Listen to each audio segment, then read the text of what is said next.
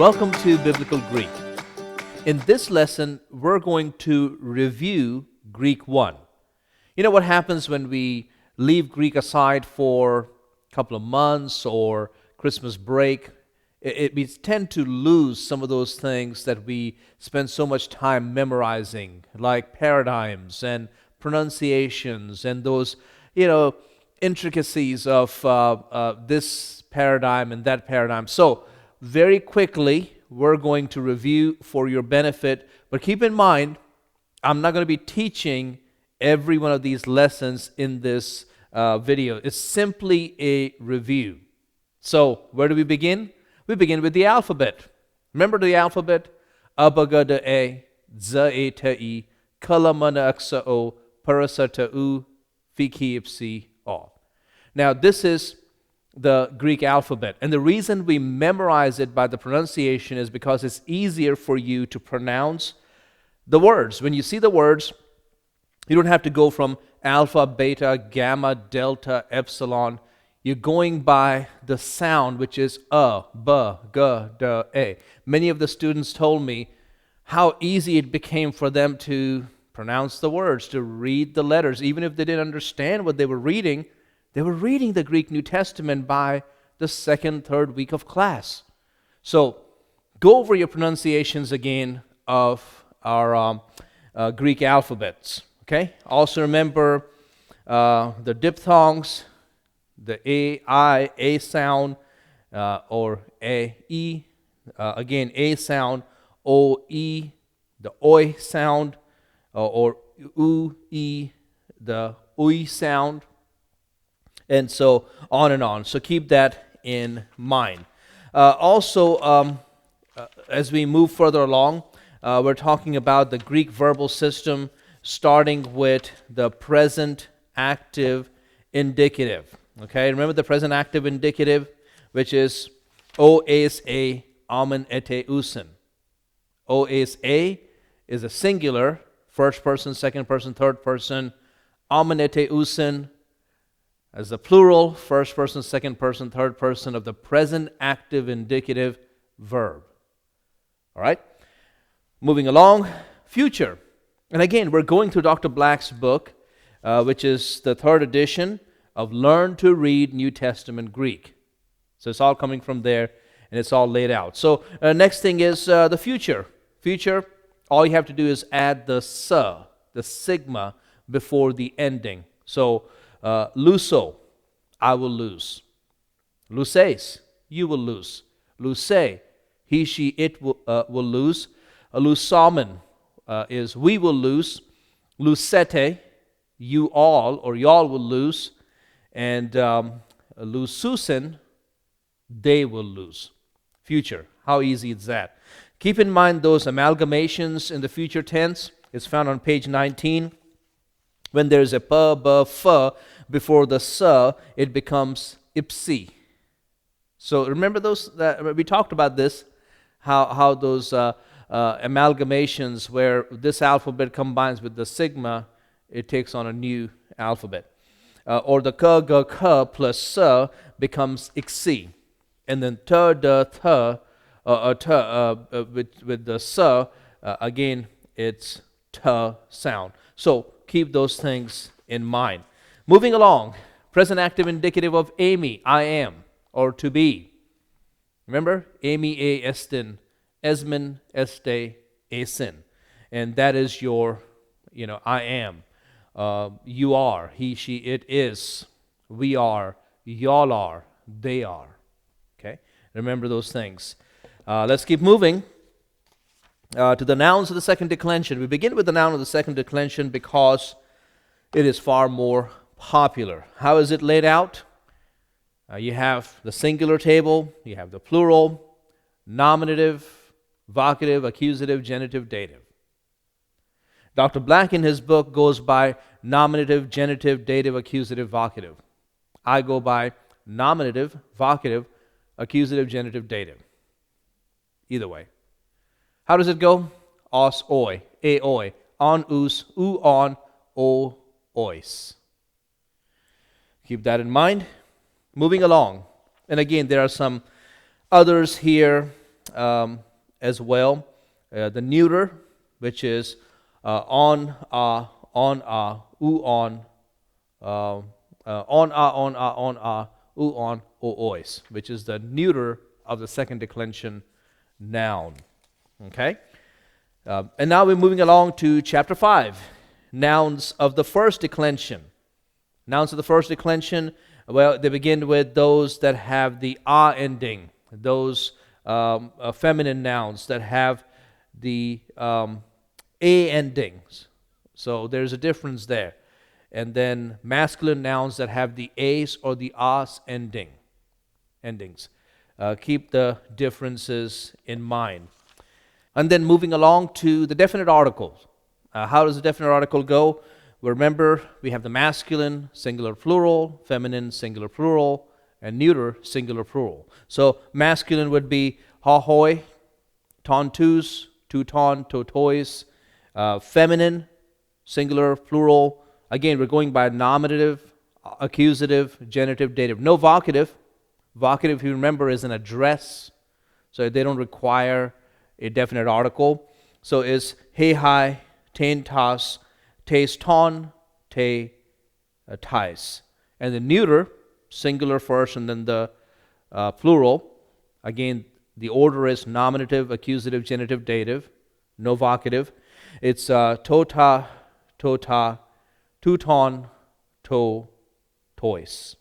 So there you have the paradigm of the definite article. Make sure you go over that because you find that all over the Greek New Testament. Prepositions. The 4 Greek prepositions that are used with a single case, apo, and eis, and ek, and en. Remember how when they're used with genitive or dative, what kind of meaning they have. Again, this is on page 37 and 38 of Dr. Black's book. Moving along to the adjectives of the first and second declensions. Now, very important because, as Dr. Black mentions, adjectives constitute one of the most prominent classes of words in the New Testament and provide a prolific area for discriminative study. There are adjectives with singular and plural for agathos. The consonant stem adjective is given. This is all on page 43. And then the declension of mikros and the declension of adunatos. Again, make sure you look at it. How are those adjectives used? Remember the attributive form of the adjective, and then the predicate adjective, and the substantival adjectives. This is all covered on page 44 and 45. Make sure you just look at them. Take the next couple of days to just review them. And we're going to do that in the first day of class. Again, I can't reteach everything. You'll have to be responsible for that first semester. Imperfect and aorist active indicative. Imperfect. If you remember imperfect, we talked about on, sn, amen, ete, on, but they have a. A is that prefix. So it's eluon, I was losing. Elues, you were losing.